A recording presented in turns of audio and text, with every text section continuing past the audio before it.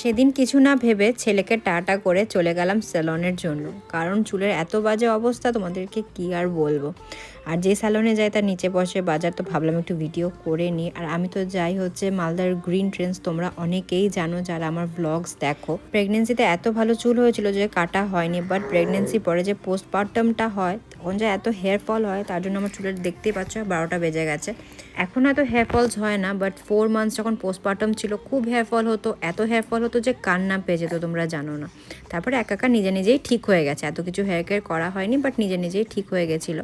কিন্তু চুল একদম বাজে হয়ে গেছিলো নিচ দিক দিয়ে, তাই জন্য চুলটা কেটে নিলাম। দেখতে পাচ্ছ কতটা ছোট করেছি, খুব ফ্রিজি হয়ে গেছে হেয়ারটা, যেটা আমার ট্রিটমেন্ট করাতে হবে, বাট ওটা আমি পরে করাবো। তো তোমরা কমেন্ট করো আমার হেয়ারটা কেমন লাগছে কাটার পরে। আর ঠান্ডাতে আমার খুব পা ফাটে, ঠান্ডাতে না এখন গরমেও পা ফাটে, তাই জন্য আমি একটু পেডিকিওরও করে নিলাম। আর লাস্টে এত সুন্দর বাজার দেখে টুক করে একটু বাজার করে নিলাম আর চলে এলাম আমার সোনা